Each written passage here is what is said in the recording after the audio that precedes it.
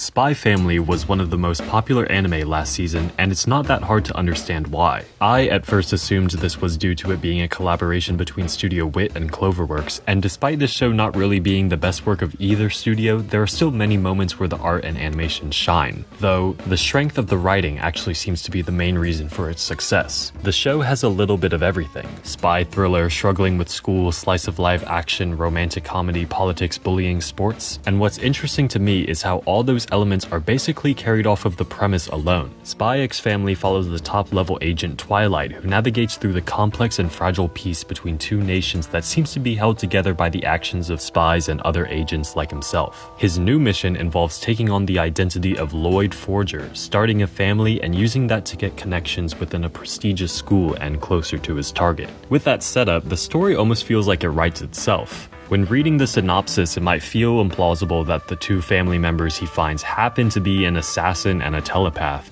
but in the context of the story, it doesn't really seem that unrealistic, as long as we just assume that telepathy is a real thing in this world. Maybe it's a little unlikely if you think about it too much, but overall, it feels like a natural result of the setup. As a spy who needs a child to get into a school with extremely high standards, Lloyd would naturally try to find the smartest child he could. Anya's telepathy had previously made her ostracized by those around her for being creepy, so she's in a situation to accept the first well-meaning adult who comes along to adopt her, and her ability to read the answers to the crossword out of his mind connects back to Lloyd's criteria for who he wants to adopt. Lloyd and Yor have similar overlapping motives that bring them together. Yor is an assassin and kills people, so she's kind of distant, which has led her to not really having any close relationships. This makes the people she knows suspicious of her because, as she learns, being single makes you look like a potential spy. Both her and Lloyd end up needing a fake partner at the same time in order to avoid standing out. Yor at work and in her social life, and Lloyd as an applicant to the academy he needs Anya to get into. This setup in which three unusual individuals end up in a family together is a direct result of how each of them were introduced as characters, and all of the following wholesome shenanigans stem so easily from that setup.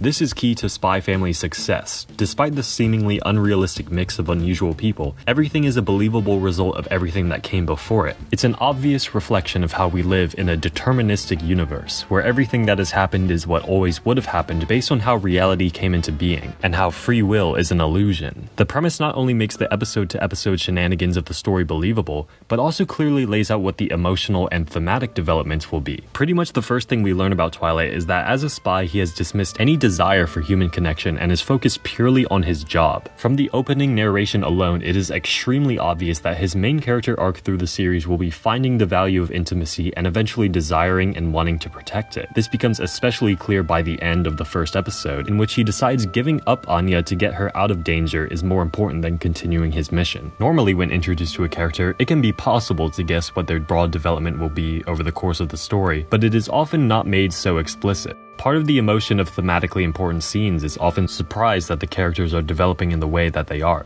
But despite this surprise not really being a factor for me in Spy X Family, this show still manages to be emotional, and predictable doesn't really come across as a criticism for me, even with my cynical, critical analysis brain. I think this is due to a pretty deliberate choice by the author on what they wanted the audience to focus on. In a story, what gets the most attention is normally the big moment in which the result of a character's growth is shown, like Guts leaving the Band of the Hawk, Shinji escaping instrumentality, or Aaron's attack on Marley. By instead making it clear what the result will be, Spy X Family directs our attention to how the development happens. By making Lloyd's arc so obvious from the start, the show is asking, how does such a person grow to desire human connection? Because of that, each wholesome moment where Lloyd gets a real feeling of warmth and comfort from Anya or Yor is emphasized.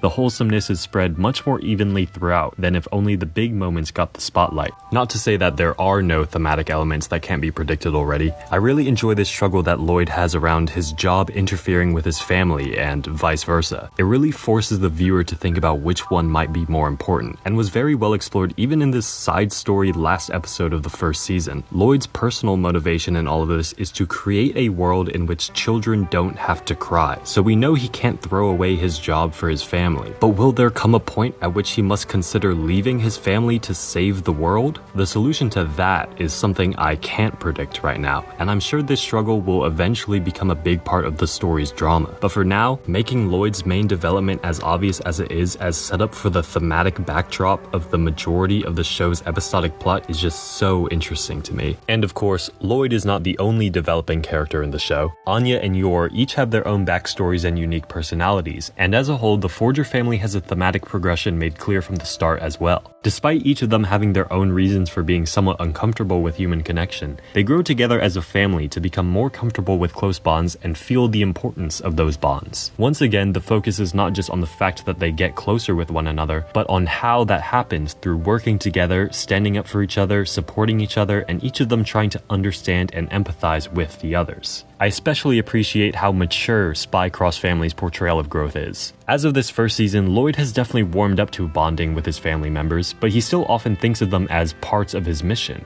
necessary tools to reach his goal, and not as well, actual people that he has made close bonds with.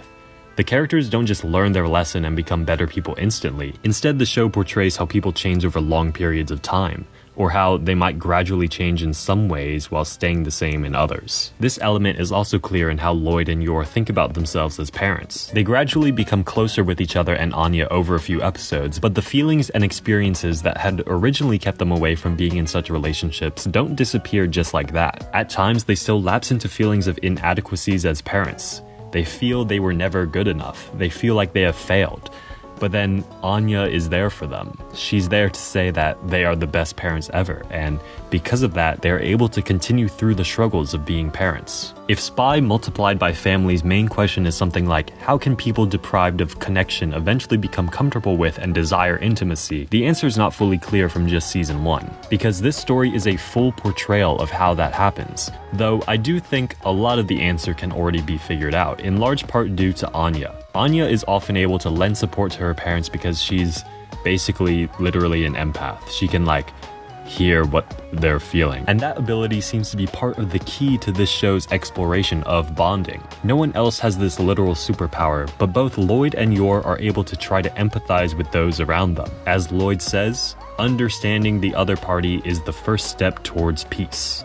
Understanding others and thoughtfully changing your actions and words towards them to be more positive is what allows a wholesome atmosphere like this to be created, and it's something that can possibly break the shell of even the coldest of individuals. Spy Family is continually impressive, really in all aspects, but most importantly, it's just a story that I like. So thanks for listening to me ramble about some things I like about it. Tell me what you like about it, or if you somehow hate it, comment that too, as well. See you again in an undisclosed amount of time.